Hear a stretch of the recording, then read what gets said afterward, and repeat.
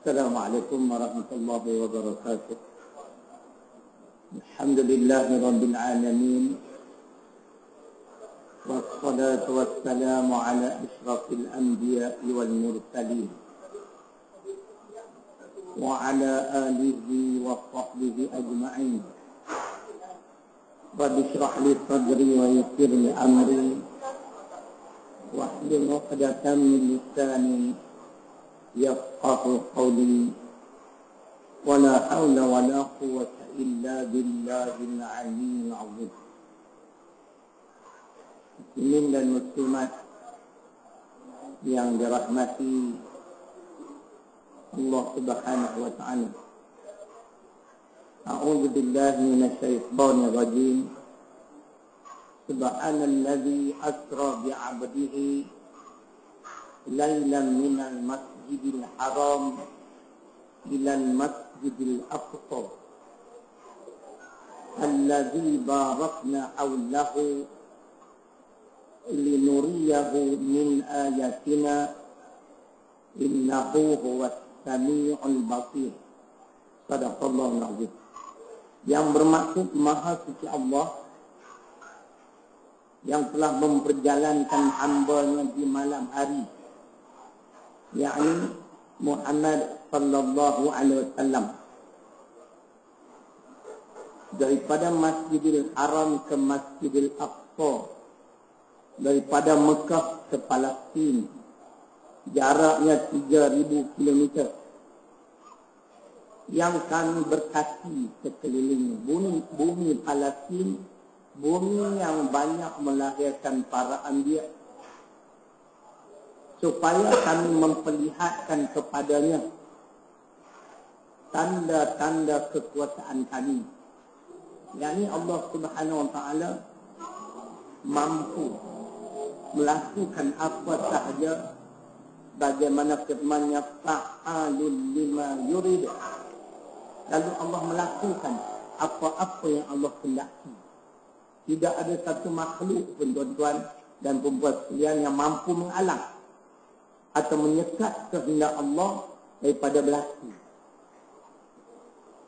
Bagaimana peristiwa yang agung ini, Isra wal Mi'raj, perjalanan yang begitu jauh, hanya berlaku dalam satu hari satu malam,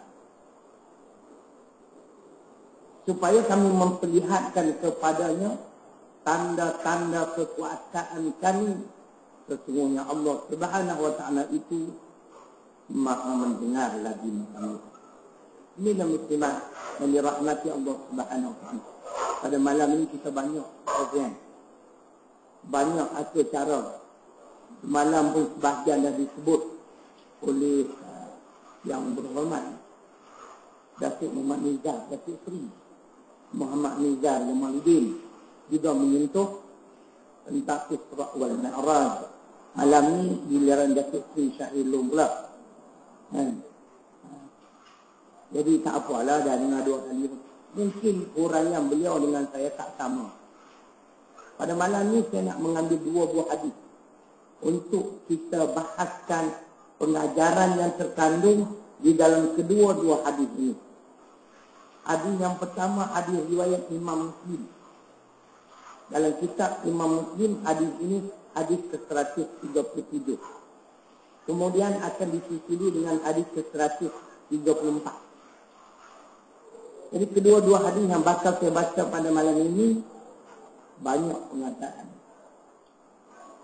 Hadis yang pertama, Nabi sallallahu alaihi wasallam bersabda, "Urja saqfu baiti wa ana bi Makkah, fa nazala Jibril alaihi salam, fa farraja sadri, thumma wasalahu min ma'i Zamzam, thumma jaa bi taskin min dhahabin mumtali'in hikmatan wa imanan, fa afraghaha fi sadri, thumma atba'ahu."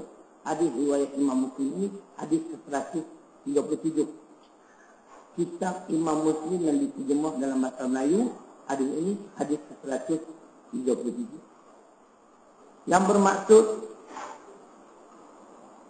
bumbung rumahku terbuka Lalu Jibril alaihi salam turun ke dalam rumahku. Yani beliau masuk ke dalam rumah Nabi sallallahu alaihi wasallam melalui bumbung. Dan ketika itu aku berada di Mekah. Kemudian apa yang dilakukan itu? Fafarraja sadri. Jibril membedah dadaku. Dada Nabi dibedah. Kemudian hati Nabi dikeluarkan. Thumma ghasalahu mimma Zamzam. Kemudian hatiku dibersih dengan air Zamzam. Thumma jaa bitaskin min da'abin. Kemudian datang sekali lagi Jibril membawa dulang emas mumtaliin hikmatan yang berisi dengan hikmah, yakni ilmu, wa imanan, dan berisi dengan iman. Fa'afraghaha fi sadri, lalu dituangkan ke dalam dadaku. Yang dituangkan oleh Jibril ke dalam dada Nabi ialah yang pertamanya ilmu dan disusuli dengan iman. Thumma atbaqahu, kemudian dia menjahit mula dadaku. Ini yang muslimat yang dirahmati Allah Subhanahu wa taala. Ringkas cerita dalam hadis yang pertama pada malam ini ada 3 pengajaran penting. Mungkin ada kelainan dengan ceramah orang lain kan. Dia tak sama. Contoh panggil 10 orang ustaz pun 10 macam. Dia tak sama kan. Yang pertama, kita lihat semula tentang pembedahan dada. Di sini pengajarannya ialah manusia perlu melakukan pembersihan jiwa. Ini pengajaran. Bayangkan tengok insan yang mulia Muhammad sallallahu alaihi wasallam yang tak ada dosa pun dibersih hati dia dengan air Zamzam. Maksum kita cektum. Insan yang maksum dibersih dengan air Zamzam hati dia. Karena hati ini sebenarnya tempat penilaian Allah. Dalam hadis Bukhari yang lain, inna fil jasadi mudghatan idza salahal jasadu kullu wa idza fasadal jasadu kullu ala wahya qalbi. Hadis ini di dalam kitab hadis 40. Sesungguhnya dalam jasad manusia itu terdapat segumpal daging. Sekiranya daging ini baik, keseluruhan jasadnya menjadi baik. Sekiranya daging ini tidak baik, keseluruhan jasadnya menjadi tidak baik. Ketahuilah itulah hati. Hati ini tempat penilaian Allah. Dalam hadis yang lain, inna Allah Ta'ala la yanzuru ila suwarikum wa amwalikum walakin yanzuru ila qulubikum wa a'malikum, yang bermaksud sesungguhnya Allah Subhanahu wa taala tidak memandang rupa paras kamu. Handsome tak handsome Tuhan tak pandang. Sebab dia yang cipta. Begitu juga Allah tidak memandang harta yang kamu miliki, kekayaan yang kamu kuasai, yang kamu miliki. Tuhan tak pandang semua. Akan tetapi yang Allah nak pandang, Allah nak lihat ialah apa dia tempat hati dan amalan kamu. Dalamnya ada cerita hati. Kita ingat, kita baca tafsir pimpinan Ar-Rahman. Soal hati, soal besar. Justru itu manusia perlu membersihkan jiwa dia, membersihkan hati dia. Kerana Allah berfirman di dalam surah ke-26 Asy-Syu'ara pada ayat 88 dan 89. Yauma la yanfa'u malun wala banun illa man atallaha biqalbin salim. Itu dengarlah. Kenapa hatinya perlu dijilat? Kenapa hati ini perlu dibersih? Yang bermaksud hari yang mana harta dan anak pinak tidak memberi manfaat kecuali mereka-mereka yang kembali kepada Allah dengan hati yang sejahtera. Apa dia hati sejahtera? Penyakit hati yang paling berbahaya dua benda. Dalam ini dia sebut 26, 88, 89. Hati yang selamat sejahtera ni dalam bracketnya selamat dari syirik dan penyakit munafik. Inilah penyakit hati yang paling berbahaya. Syirik membatalkan Islam dan iman. Munafik di segi keyakinan juga membatalkan Islam dan iman. Sebab tu hati perlu dijaga. Yang tak jadi rosak Islam dan iman ni dalaman ni. Kalau sekadar zahir, semua datang solat. FB pun datang solat. Rakam pula tu.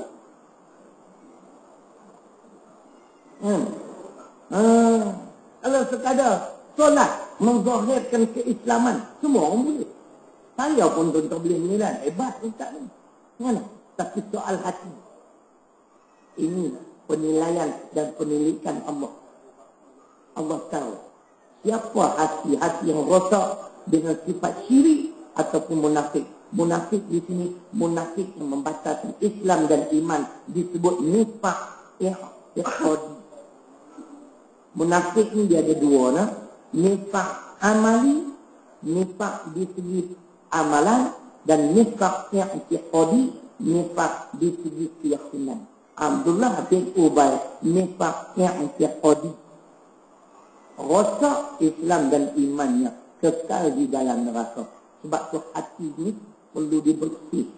Dan pembersihan yang kita perlu lakukan ialah dengan apa dia punya? Siapa boleh jawab? Satu saat ni sekarang. Pembersihan jiwa ini masukkan ialah dengan taubat. Karena saya, tuan-tuan dan perempuan, semua tidak terlepas daripada melakukan dosa dan kesalahan. Mengikut sebuah hadis, kullu bani Adam khata' wa khairu khata'ina at-tawwabun.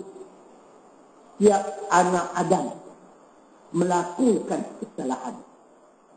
Itu maksud saya. Dan sebaik-baik orang yang berdosa ialah orang yang bertaubat. Inilah manusia yang sebaik-baik manusia. Dia melakukan kesalahan dan dosa. Let bygone be bygone.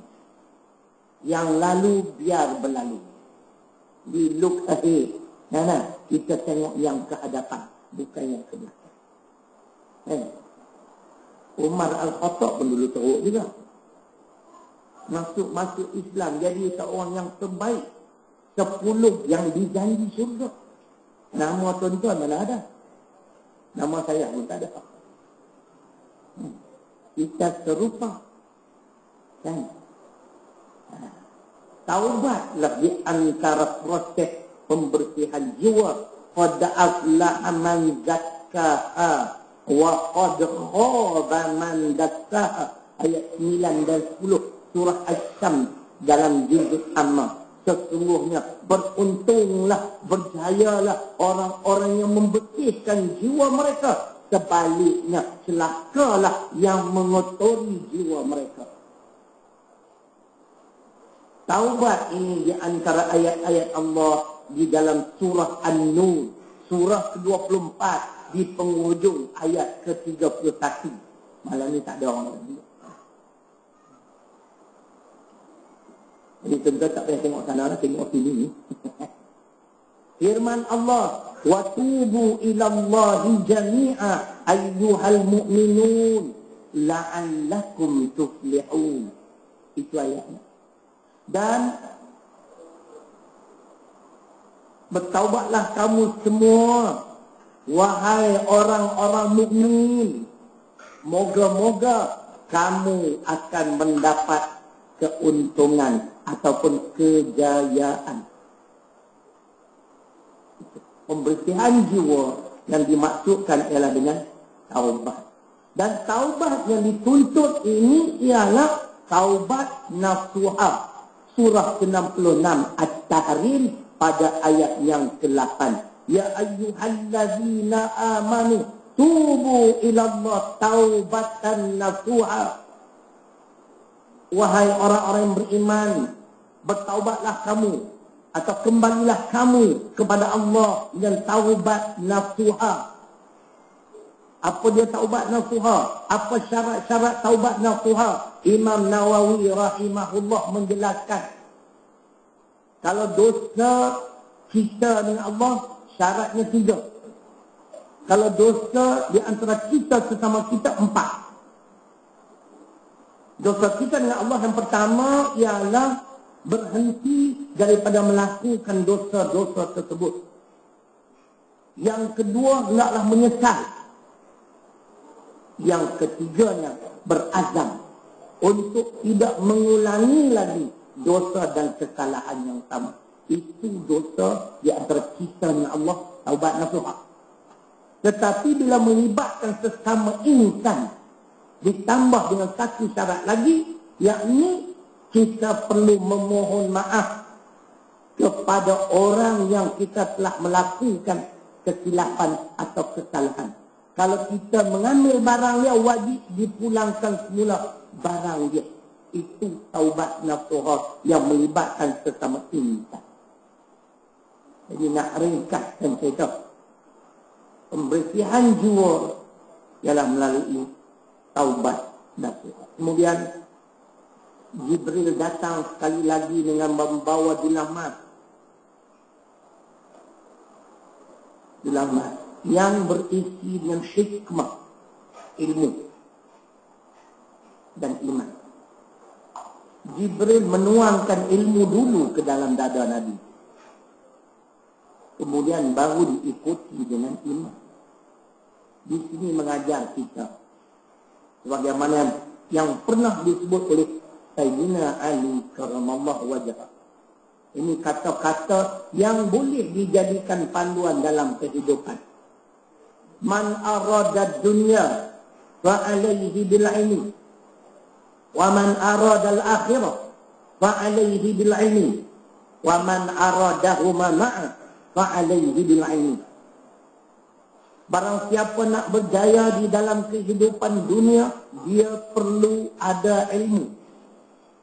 Dan barang siapa nak berjaya di dalam kehidupan akhirat, dia perlu ada ilmu. Dan barang siapa nak berjaya dunia dan juga akhirat, dia perlu ada ilmu.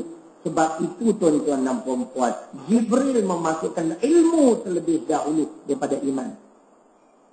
Iman ini keyakinan. Bagaimana kita nak meyakini sesuatu sekiranya tak ada ilmu? Betul atau tidak? Dia bermula dengan ilmu. Sebab itu urutan yang betul ialah ilmu, iman, amal. Bukan iman, amal. Ilmu dulu. Ini dalil dia. Kenapa manusia perlu kepada ilmu? Ilmu dunia saya tidak nafi penting. Kalau ilmu dunia semata-mata, tak ada ilmu agama, jadi hafrah.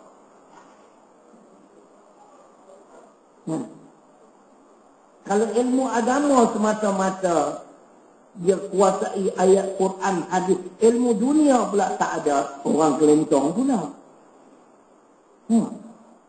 Tak pergi kat pejabat, tak tahu nak kira bicara semua ni. Serta dunia, orang kelentong. Cuba try saya tengok. Anda nak boleh kelentong?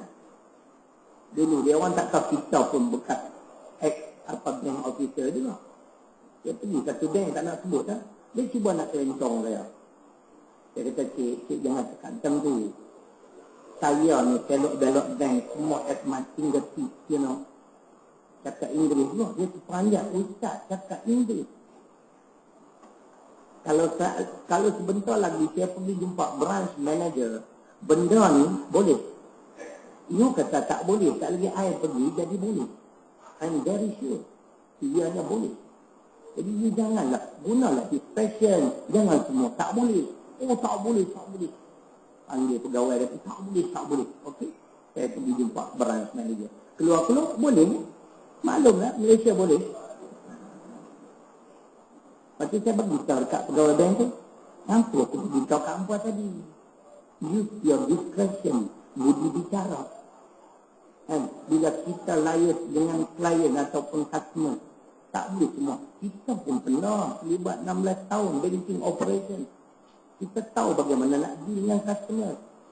Tak semuanya tuan-tuan. Walaupun dia ada undang-undang kasih discretion, boleh diambil kira. Ada satu bank. Dia selalu menyulitkan orang. Dia tak nak sebut lah. Nama bank tu Bank Hapra. Semuanya susah. Kita bayang kata, orang datang jauh. Datang nak claim. Below $500 saja. Orang tua. Dia dah bawa ada surat nikah to prove that dia ni adalah isteri yang sah kepada orang yang mati.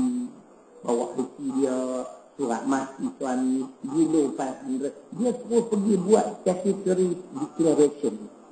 Orang tua tu mana nak tahu nak pergi angkat sumpah kat mana? Kan? Ini ada sebuah bank. Saya tahu memang suka menyudutkan orang. Jadi kembali pada tadi, ilmu kena ada. Ilmu agama semata-mata tak cukup. Dia kena seimbang dunia dan agama.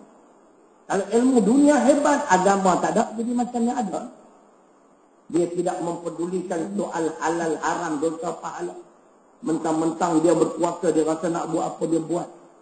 Dia nak joli wang rakyat banyak mana, dia joli. Ini yang di dada-dada akbar Pakcik Mangkang lah. Untuk Samnoya memang tak keluar. Penggunaan wang rakyat sewenang-wenang. Kenapa tak ada ilmu agama? Ada tuan penasihat pun tak bagi nasihat. Patutnya bagi nasihat.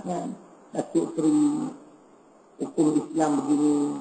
Kita jadi pemerintah. Ini hadis Muslim. Ini ayat Al-Quran. Tak boleh kita sewenang-wenang membelanjakan harta benda negara ikut suka hati. Kita akan dipertanggungjawab di akhirat. Sebab itu manusia memerlukan kedua-dua ilmu. Apatah lagi ilmu agama. Kerana Nabi bersabda, hadis Bukhari dan Muslim, man yuridillahu bihi khairan yufaqihu fid-din. Asas kebaikan seseorang ialah dengan memahami agama. Maksud hadis ini, manusia itu, seseorang insan itu akan menjadi insan yang baik setelah dia memahami agama. Tak kira siapa dia. Orang biasa, orang kenamaan dan sebagainya. Bila dia faham agama, insya-Allah dah slow down sikit sikit. Keluar. Saya kalah dengan kau ni saja. Sikit. Bila terlalu sejuk, ilham tak datang. Tak lagi saya cakap merapu, aman itu marah pula. Kalau bikin dialog sendiri ya, syaitan. Jadi maknanya hadis ini menggariskan kepada kita satu panduan asas-asas kebaikan seseorang ialah dengan memahami agama. Untuk memahami belok-belok agama, kita hendaklah melazimkan diri kita hadir ke dalam majlis ilmu. Datang bukan untuk mengintip, tapi untuk mendengar, beramal. Kalau sekadar mengintip, memang sampai kiamat tak faham Islam. Itu hadis Bukhari Muslim. Saya kemukakan dalil Quran untuk menguatkan hujah dalil Bukhari dan Muslim itu di dalam surah Al-Baqarah ayat 269. Yu'til hikmata man yasha wa man yu'tal hikmah faqad utiya khairan katsira. Allah kurniakan kefahaman yang mendalam tentang Islam, tentang ayat Quran dan As-Sunnah kepada sesiapa Allah hendaki. Dan barang siapa yang diberi kefahaman yang mendalam itu, dia mendapat kebaikan yang banyak. Sebab itu, kerana kita semua sedang isra, sedang berjalan. Berjalan untuk kembali bertemu dengan Allah. Dalam perjalanan pulang ni tuan-tuan dan puan-puan, kita akan bertemu dengan bermacam-macam dugaan, ujian. Kalaulah dalam perjalanan pulang ini tak ada ilmu, khususnya ilmu agama, pastinya kita kecundang di akhirat. Itu maksud. Sebab itu dimaksudkan ilmu dulu. Habis tersebat sikit tentang ilmu, kemudian baru dimasukkan iman. Iman ini soal kepercayaan, soal keyakinan. Saya ingin memperingatkan pada semua, soal iman jangan dipermain-mainkan. Dengar majlis ilmu malam ni semangat nak pada Islam. Sejak lagi pergi lepak kat kedai kopi, dia kata tak boleh. Duduk serai. Ini cari 4 saksi sampai kiamat tak boleh. Kita pakai duduk 99.99%. Esok datang pula jenis mengintip lah. Bukan orang sini, orang tempat lain. You pun ada. Datang pula dengar pula. Semangat Islam pula. Esok jumpa puak-puak aprak tu, jadi munafik pula. Tak nak pula. Ini ayat ni. Firman Allah, surah yang keempat, ayat 137 An-Nisa. Jangan mempermain-mainkan iman. Iman perlu dibajai. Iman perlu dipeliharai.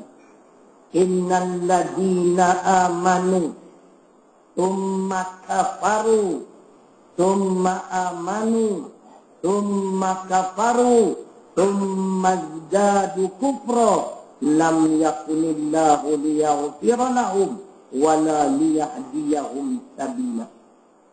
Sesungguhnya orang-orang yang beriman kemudian kufur. Pak Syed, apa khabar? Saya ada tadi Pak Syed lah.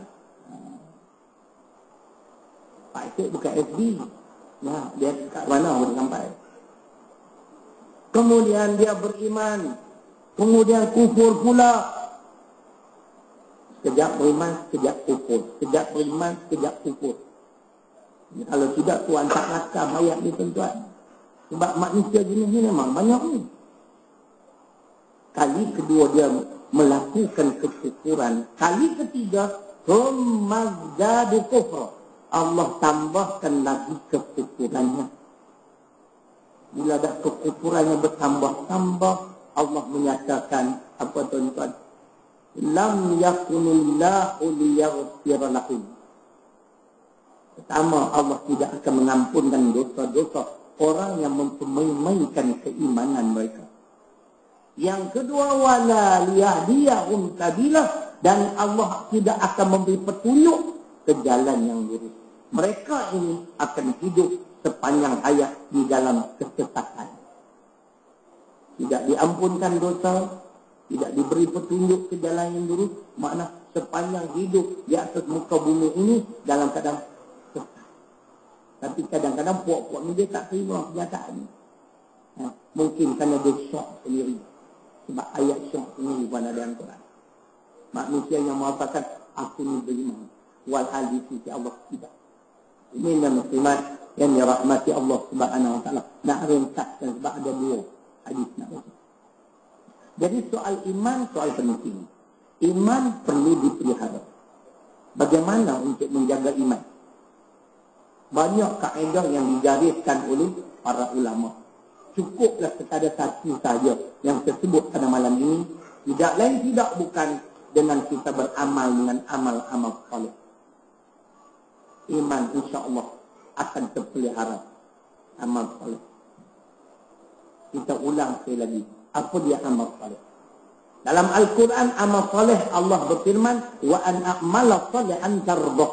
Surah An-Naml surah ke-27 ayat ke-19. Amal saleh, amal yang Allah redha. Kita tak boleh nak faham. Bagaimana kita nak mengetahui amal kita ni Allah redha atau tidak? Kita kena rujuk hadis pula.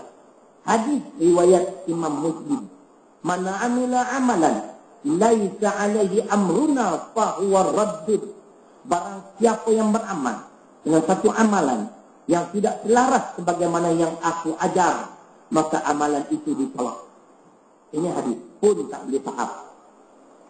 Syekh ataupun Al-Imam Ibn Katsir rahimahullah mensyarahkan hadis Muslim ini dengan meletakkan 2 syarat untuk diterima sesuatu amalan itu sebagai amal saleh. Itu yang saya kata tu. Kalau datang kerana nak mengintip, memang tak jadi amal saleh. Karena syarat yang pertama, mestilah ikhlas kerana Allah. Tujuan utama kita datang ni kerana Allah. Bukan kerana yang lain. Termasuk ustaz juga lah, sama lah. Kalau ustaz Unawa itu kerana wang, ustaz pun ilak uci. Ia nak ada kata-kata. Habis, kita katakan pula. Ustaz pun tak jadi. Syarat yang pertama mesti ikhlas. Saya wajib ikhlas. Tuan-tuan dan perempuan wajib ikhlas.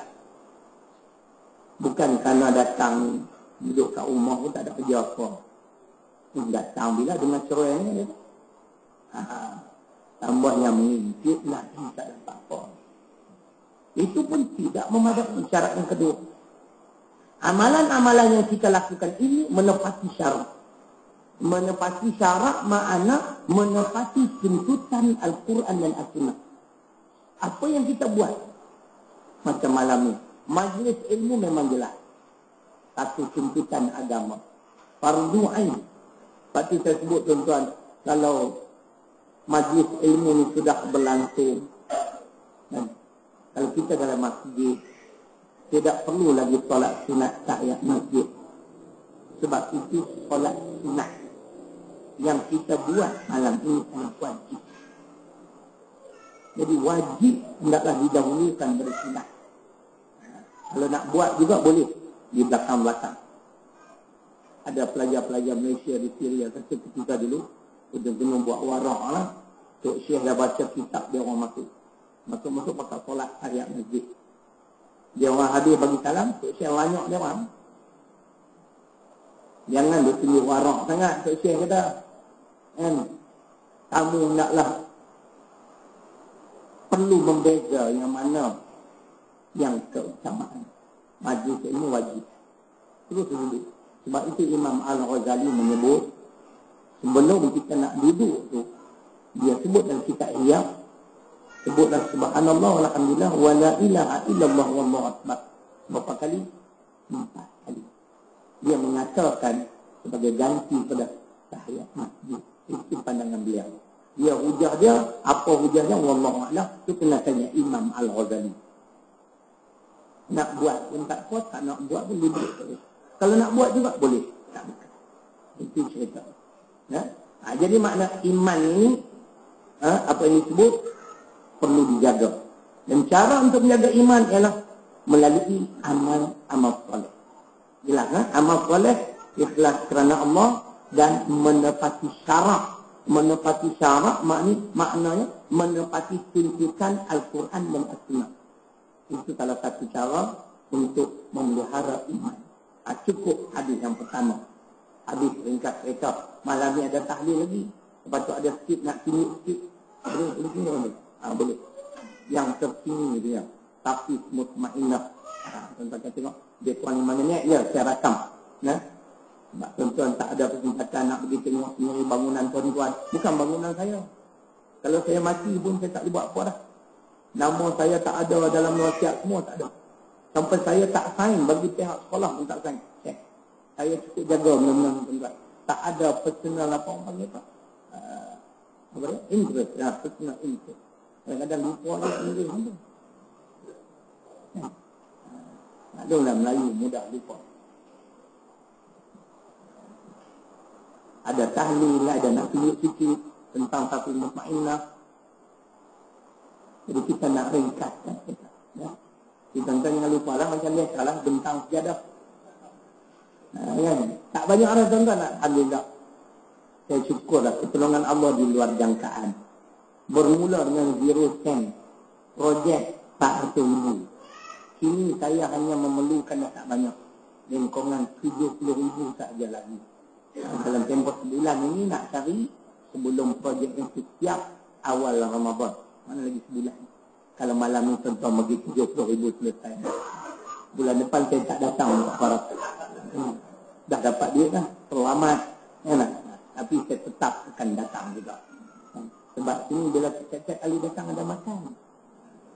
Tempat ni bagi air sejuk tuan-tuan. Tak hormat tuan-tuan untuk guru. Kita susah payah fikir ayat Quran hadis. Air sejuk ya Allah.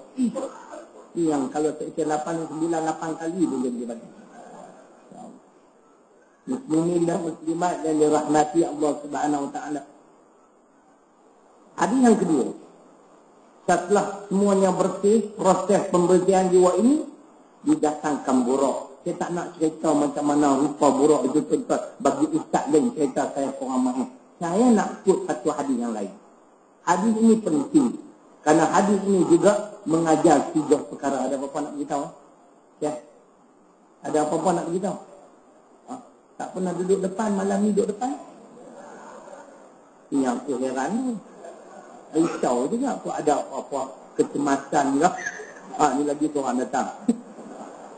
Ya, ni kita hati lah kita pun. Kiri kanan nampak macam SD yang semacam. Baik. Hadis yang kedua Imam Muslim, hadis 134. Hadis ini menceritakan setelah Nabi sampai ke Palestin. Thumma dakhaltul masjid fa sallaitu fi rak'atayn.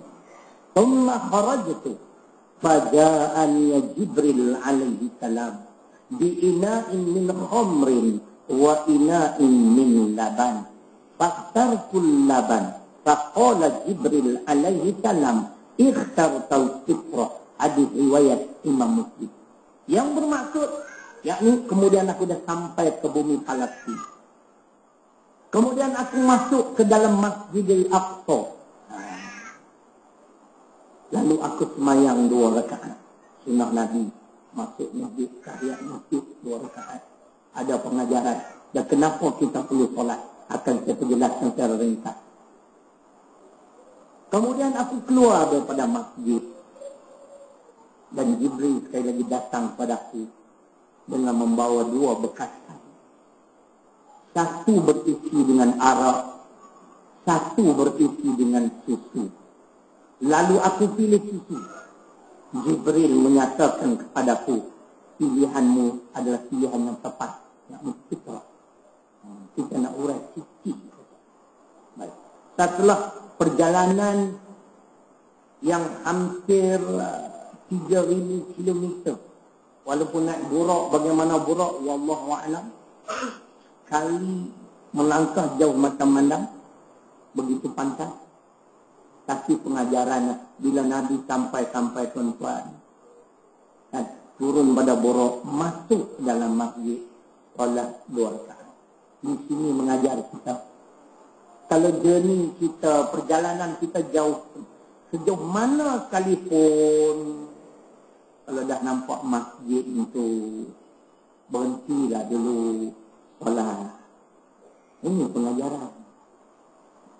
Jangan kita nak terus sibuk, nak teruskan, kecuali kita yang ada appointment itu cerita lain. Kita boleh niat jamak takhir. Tapi kalau kita perjalanan yang tak ada kelang kabut, nak daripada Kedah ke Selangor, kan? Isteri kenanya, bang, lunch kat mana? Dia kira nak makan. Bukan isteri saya, isteri tuan-tuan. Kira nak makan. Kita nak lunch kat mana?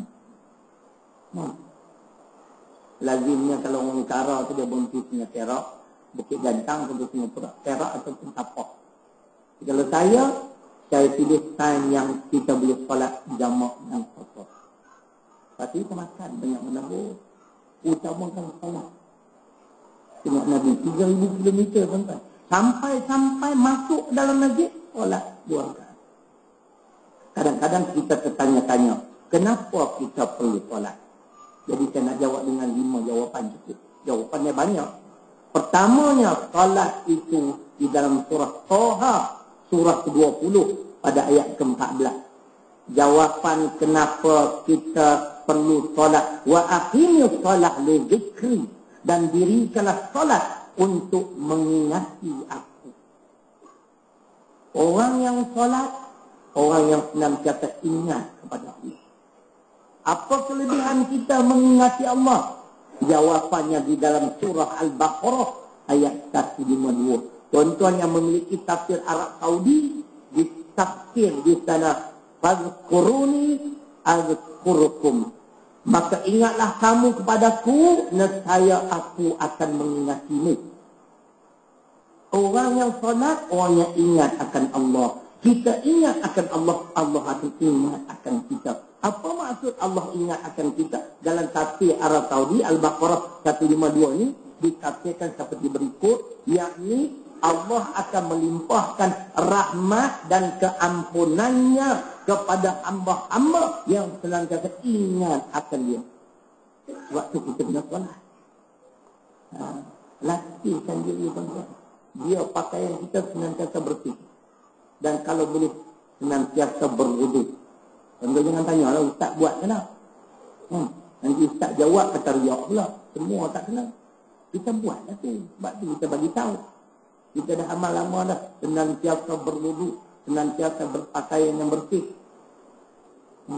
Bila dengar laungan azan tak ada masalah. Kita dah ada wudu. Basuh kaki je. Nak hormat sila masjid. Basuh kaki. Masuk. Terus dapat berjemaah. Cuba amal berjemaah. Tapi dia orang susah ustaz. Ustaz tak apalah. Badan ustaz kecil dia. Tak ada angin. Siapa kata saya tak ada angin? Angin tak ada. Kepala angin ni ada.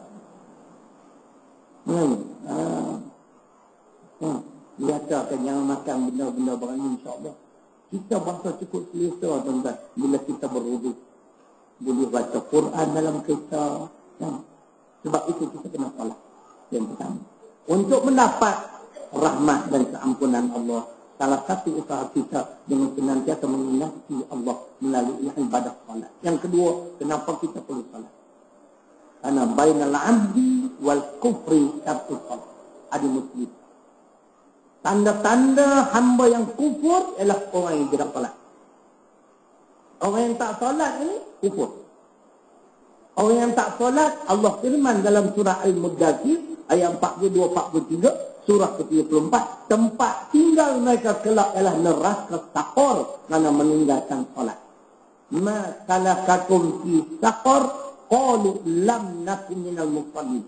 Kenapa kamu berada dalam neraka saqar ini? Apa kesalahan kamu? Mereka menjawab, dahulunya kami tidak salat. Jadi jelas. Orang yang tidak salat tidak beriman, kufur. Jaga. Tak salat menandakan kufur. Confirm ahli neraka. Sebab Tuhan sebut dalam Al-Muddathir, kecuali dia bertaubat. Yang salat jangan overconfident ahli syurga. Hamzullah bin Ubay bin salat, tapi salat di belakang Nabi Tuhan tak terima sebab dia munafik. Dia tidak meyakini ajaran yang dibawa oleh Nabi sallallahu alaihi wasallam. Ini soalan.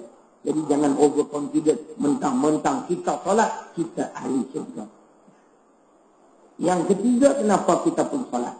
Dan kadang-kadang yang ketiga, Allah berfirman dalam surah ke-29 Al-Ankabut pada ayat 45. Inna salata tanha 'anil fahsya'i wal munkar. Sesungguhnya salat itu mampu mencegah perkara-perkara keji dan munkar. Salat tak tinggal, nombor ekor pun tak tinggal. Ini tak terpakai. Satu golongan lagi, salat tak tinggal, nombor ekor tak main, tapi dia bagi lesen ekor. Sama lah, tak terpakai. Patutnya solat dapat mencegah kemungkaran, keji dan mungkar. Keji ni, fahsyak, kata Dr. Hamka rahimahullah, amalan-amalan yang dibenci oleh masyarakat. Masyarakat tak suka, itu fahsyak. Apa kebaikan berjudi? Apa kebaikan arak? Macam mana kita ni mengaku Islam, tapi mempertahankan benda-benda macam ni? Sampai ada ustaz-ustaz kempen dalam TV. Kita tidak diberi keluar. Kita wajib taat kepada pemimpin walaupun zalim. Selama mana mereka solat, bawa hadis lagi. Itu dia. Ayat Quran tak bawa hadis dah. Kita nak tanya ustaz, kalau solat tak tinggal, bagi lesen ekor, Tuhan terima ke pemimpin macam ni? Kita banyak lagi hujah-hujah dalam Quran. Dia asyik tengok hadis je. Quran tak nak tengok langsung. Seolah-olah rujukan utama tu hadis. Bukan hadis. Al-Quran. Nabi sebut Quran dulu. Kitabullahi wa sunnati. Quran dan sunnah tu. 2 hari sudah. Isteri saya tengok. Saya lepas subuh saya diri panjang-panjang 4 jam. Dia tengok TV. Nak tengok apa orang nak kata. Nak apa orang nak kelentong. Dia boleh beritahu. Dia kempen habis-habisan. Kita wajib taat kepada pemimpin walaupun zalim selama mana mereka solat. Jadi ayat 45 dalam surah ke-29 ni kita nak letak kat mana tuan-tuan? Inna salata tanha 'anil fahsya'i wal munkar. Kalau kita tak membicarakan solat, sepatutnya dapat mencegah perkara keji dan munkar. Buat apa Allah rakamkan dalam Quran? Kalau benda solat ni tak penting. Solatnya macam mana? Kita tak nak bicara. Ni masalah. Ini semua pengampu-pengampu kerajaan. Saya tak ada ampuan. Saya cakap benda betul. Kita cakap ada dalil. Orang nak terima tak terima itu terpulang kepada penilaian tuan-tuan. Jadi surah ke-29 ayat 45 sebagai jawapan kenapa kita perlu solat. Karena mudah-mudahan dengan solat kita dapat mencegah perkara keji dan munkar. Dah 3 dah kan? Yang keempatnya, dia adalah satu ibadah yang menghubungkan kita dengan Allah secara lahir. Inilah satu kerugian besar orang-orang yang meninggalkan solat, karena solat itu wasjud waqtarib. Jikalau sujud, kamu hampir kepadaku. Dalam hadis Muslim, Nabi menggalakkan umatnya memperbanyakkan doa di dalam sujud. Sebelum kita nak berdoa, niat sebagai doa dulu. Kemudian panjatkanlah apa dia hajat kita di dalam sujud yang terakhir. Niat sebagai doa dulu. Nak baca ayat Quran pun boleh. Tak nak baca ayat Quran, nak sebut dalam bahasa Melayu dalam hati pun boleh. Hajat-hajat kita. Jadi selepas peluang tuan-tuan dan perempuan, orang yang tak solat ni. Kerana hubungan langsung dengan Allah selepas begitu sahaja. Sedangkan itulah waktu yang paling intim, masa yang paling intim untuk kita mendekatkan diri kita kepada Allah. Dan salat ini yang kelimanya, salah satu usaha untuk mendapat rahmat Allah. Ingat, kita masuk syurga dengan rahmat Allah. Salah satu usaha melalui salat. Jawapannya di dalam surah An-Nur, surah 24 ayat 56. Wa aqimus salat wa atuz zakat wa atiur rasul la'allakum turhamun. Nampak Allah sebut. Maksudnya, dan dirikanlah sembahyang. Dalam masa yang sama keluarkanlah zakat. Yang ketiga, dan taatlah kepada Rasul. Taat kepada Rasul, ikut Al-Quran, ikut As-Sunnah. Bukan As-Sunnah saja. Ni asyik nak ujar hadis saja. Ayat Quran tak nak tengok langsung. Sampai dia kata kita wajib taat kepada pemimpin. Jadi macam mana dengan ayat lain pula? Yang Tuhan sebut pemimpin yang zalim dengan penyokong-penyokongnya akan diseret di hadapan Allah dengan barang-barang, dengan benda-benda yang mereka tidak pernah, yang mereka patuh waktu hidup di dunia. Mereka tak pernah menjadikan Al-Quran As-Sunnah sebagai panduan kehidupan. Bagaimana dengan ayat ini pula? Dan Allah kata tunjukkanlah kepada mereka jalan menuju ke neraka jahim. Ini macam mana pula? Puak-puak ni dia baca hadis ya. Ayat Quran tak baca. Ini kita. Jadi yang kita buat ni semua tak betul. Lupa betul. Menghalalkan sesuatu yang diharam, hukumnya murtad. Saya boleh bawa kitab Adi 40 karangan dan syarahat Syekh Mustafa Abdul Rahman. Judi haram, arak haram. Kita bagi lesen macam seolah-olah menghalalkan. Dia tak bicara pula benda ni. Ini semua pengampu-pengampu. Jadi jenis-jenis ustaz macam ni tuan-tuan, tak payah jemputlah ke stesen apa. Tak payahlah, buang masa. Ya? Kalau dia cakap malam tu sekali tu cukuplah untuk dia. Dia cakap banyak, imban ke dalam laut ni. Puan-puan. Muslimin dan muslimat yang dirahmati Allah Subhanahu Wa Taala. Di antara usaha salat, keluarkan zakat dan taat kepada Rasul. Kalau tak salah dalam ni mungkin ada tafsiran 24-56 tuan-tuan. 24-56 ayat An-Nur, kalau tak salah mungkin ada tuan-tuan. Ya. 1137. Ini di antara. Tengok dia sebut tuan-tuan. Lalu diperintahkan supaya mereka tetap mengerjakan sembahyang sebagai bersyukur akan nikmatnya yang besar itu, dan memberi zakat untuk menolong orang-orang yang memerlukan bantuan dalam masyarakatnya, sebagaimana Allah menolong mereka, dan seterusnya hendaklah mereka mematuhi perintah Allah dan Rasulnya supaya mereka diberi rahmat. Kalau sekadar solat, keluar zakat, tak taat pada Allah, tak taat pada Rasul, bagaimana, gimana Pak nak dapat rahmat? Dalil dia ada dalam Quran. Soal kelintong lah. Itu tentang solat. Kepentingan solat. Sebab itu Nabi datang dari jauh sampai ke Masjidil Aqsa, masuk solat 2 rakaat. Kemudian dia keluar. Tsumma kharajtu, aku keluar daripada masjid. Faja'ani Jibril alaihi salam. Lalu Jibril datang sekali lagi. Bi ina'in min khamrin. Dia membawa satu bekasan yang berisi dengan arak. Wa ina'in min laban, yang berisi dengan susu. Faktartu laban, aku pilih laban atau susu. Faqala Jibril alaihi salam, ikhtartal fitrah. Kata Jibril, pilihanmu tepat, pilihanmu adalah fitrah. Di sini tentang pengajaran. Nabi tak pilih arak. Kenapa tuan-tuan? Paling tidak pun ada 3 benda yang tak baik pada arak. Pertama, menghilangkan kewarasan akal. Yang kedua, orang yang minum arak membahayakan diri sendiri dan orang lain. Yang ketiga, dilaknat oleh Allah dan Rasul. Arak ni tuan-tuan bukan jalan-jalan benda. Dilaknat oleh Allah dan Rasul.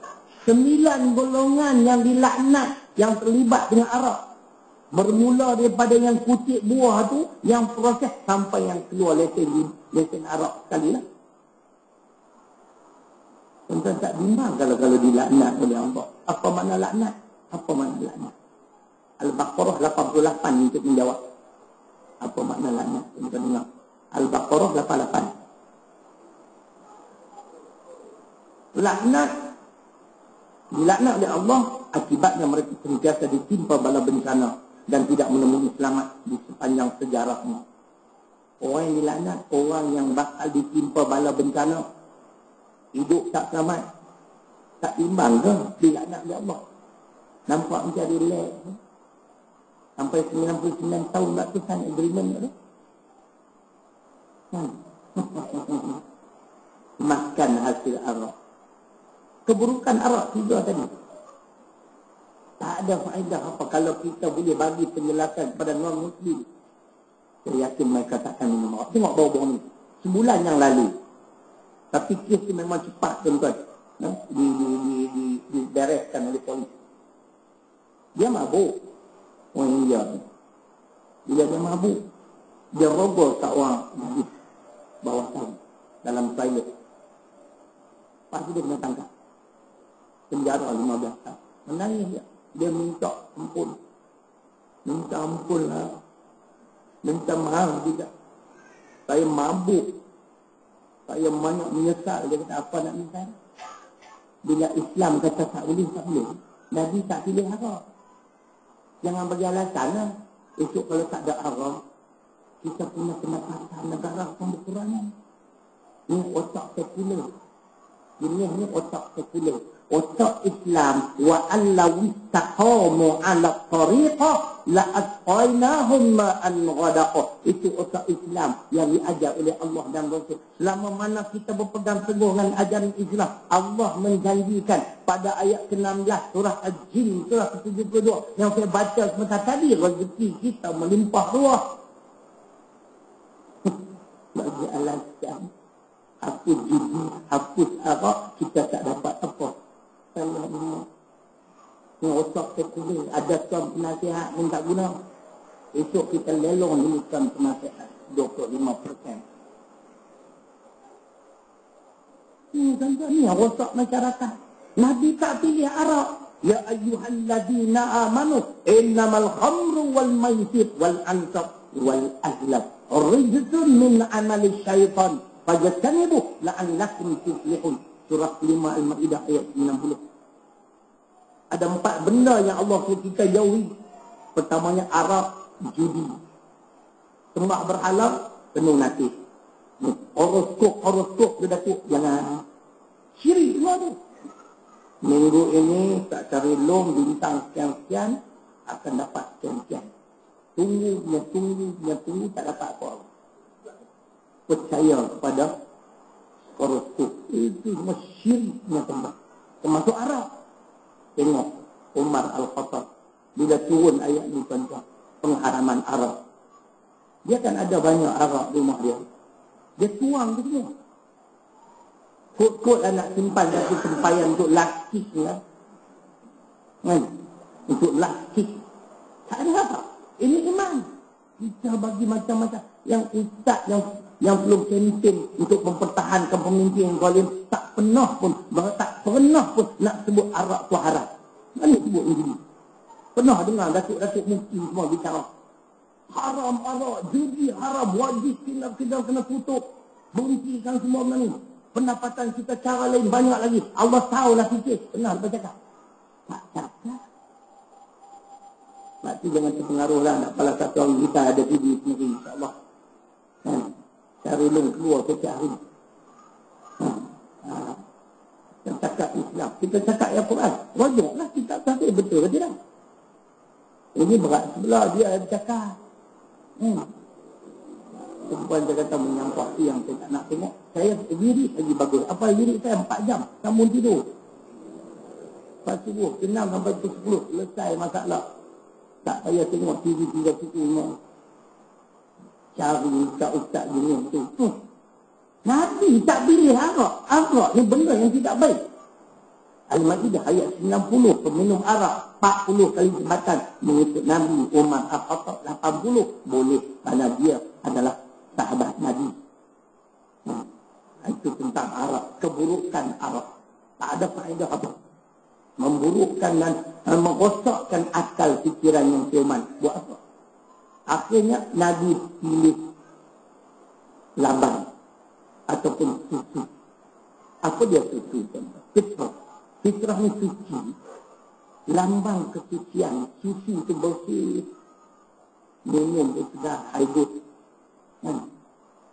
Sampai seorang ustaz tu dah jadi jutawan dah. Jual susu ya. Kuliah 1 jam. Kuliah 15 minit. 45 minit saya susu.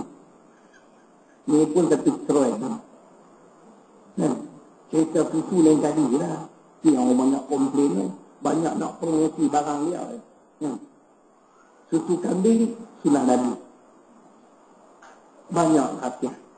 Nabi pilih susu, kata Imam Nawawi rahimahullah, ialah Islam dan lurus perjalanan. Itu maksud susu. Nabi tak pilih Arab, tapi Nabi pilih susu. Susu melambangkan Islam. Agama yang Allah redha. Allah suruh kita ikut Islam. Allah tak suruh ikut selain pada Islam. Firman Allah surah yang ke-6 Al-An'am ayat 153. Wa anna hadha sirati mustaqima fattabi'uh wa la tattabi'us subula fatafarraqa bikum an sabilih dzalikum wassaqum la'allakum tattaqun. Dan sesungguhnya inilah jalanku, jalan yang lurus. Jalan yang lurus ialah agama Islam. Berpandukan pada 2 sumber utama, Al-Quran dan As-Sunnah. Justru itu, fattabi'uh, maka ikutlah jalan. Ikutlah Islam. Wala tattabi'us subula, dan jangan kamu ikut jalan-jalan yang lain. Selain daripada ajaran agama Islam, tuan-tuan, nampak hebat macam mana pun, kalau bukan daripada Al-Quran dan As-Sunnah, minta maaf. Itu kita rasa pelik lah. Kempen nak mempertahankan pemimpin zalim, tapi tak berani nak sebut. Dia kata kita perlu beri nasihat, tak boleh menentang. Kamu berani ke bagi nasihat? Banyak mana nasihat kamu lagi? Kamu berani pergi jumpa Perdana Menteri kita tu, dia bagi tahu Datuk Seri arak haram, judi haram. Haram kan ke semua. Kerana kita orang Islam. Kamu berani tak? Mufti ada pun cerai. Ada mufti lain. Jangan marah lah. Nak bagi nasihat. Adilun nasihat. Baca hadis Muslim. Agama itu nasihat. Kamu berani tak bagi nasihat? Hak kita buat ni semua tak betul. Sampai bertekak-tekak tuan. Himpunan bersih ni haram ke haram jadak lah.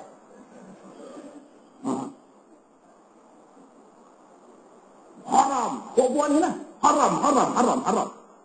Satu golongan tahu wajib. Wajib pula. Pergi lah. Pergi dialog. Hampa pandai sangat dua-dua. Pergi. Kalau gentleman, duduk. Dan Tuhan ajar kita. Fa'in tanaza'tum fi syai'. Bila kamu bertelingkah, farudduhu ila Allah wa Rasul. Kita tengok Quran, kita tengok As-Sunnah. Haram ke tak haram ke? Boleh ke tak boleh? Tapi yang jelasnya mengikut 10.1 di dalam perlembagaan persekutuan. Ya, warga negara adalah berhak bebas berhimpun secara aman dengan tidak bersenjata. 10.1 dalam perlembagaan kita 4.1. The supreme law of this country is the federal constitution. Undang-undang utama negara ialah undang-undang yang termaktub di dalam perlembagaan persekutuan. Ini satu clause, salah satu peruntukan undang-undang yang membenarkan warga negara boleh berhimpun secara aman dengan tidak bersenjata. Undang-undang kata boleh, hampa kata tak boleh. Ini kami nak ikut yang mana? Yang mana lebih besar ni? The supreme law of this country. 4.1. Nasib baik saya tak jadi lawyer juga. Kau tak kapal pun tak boleh cari makan. CO dia. Inilah manusia tuan-tuan. Sebab tu Dr. Hamka sebut memang betul. Saya setuju semua. Manusia dia akan menggubal undang-undang untuk menjaga kepentingannya. Sebab tu mereka tidak mau pada undang-undang Allah. Kerana undang-undang Allah itu adil. Bangladesh tak boleh lah buat himpunan. Kita warga negara. Apa muka saya macam Bangladesh? Ada mirip-mirip. Secara aman dengan tidak bersenjata. Takkan tak boleh. Kita akan guna segala undang-undang yang ada untuk menghalang. Tidak ada. Jadi undang-undang mana yang betul kita punya ni. Kalau orang seperti Profesor Aziz Bari tidak diiktiraf, macam mana jadi profesor? Orang yang mengaji bidang undang-undang tuan-tuan. Macam pula wanita utama Pemaisuri Agung dalam surah 32/2 berapa salah anak ingat ya. Dia pergi mengaku dia pula wanita utama. Kita punya ini jadi tak payah ini dengar sama saya insyaAllah. Bukalah pintu hati. Jangan sempitkan hati kita. Sampai bila tuan-tuan kita nak bersekongkol dengan kezaliman. Ini muka surat 536 ni ada ni. Ini. Jadi makna susu ialah Islam. Allah menyatakan jangan kamu ikut jalan-jalan yang lain. Selain berislam jangan ikut. Kenapa? Fatafarraqa bikum an sabilih. Ia akan menyebabkan kamu berpecah belah daripada jalan yang lurus. La'allakum tattaqun. Mudah-mudahan kamu menjadi orang-orang yang bertakwa.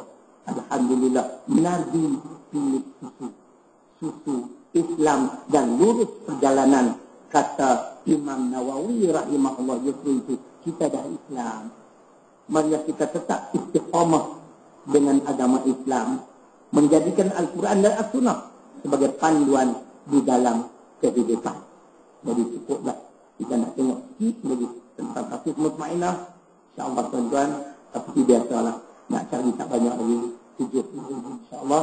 Kita akan bertemu lagi di bulan akan datang. Aqulu qawli hadza wa astaghfirullahaladzim li wa lakum.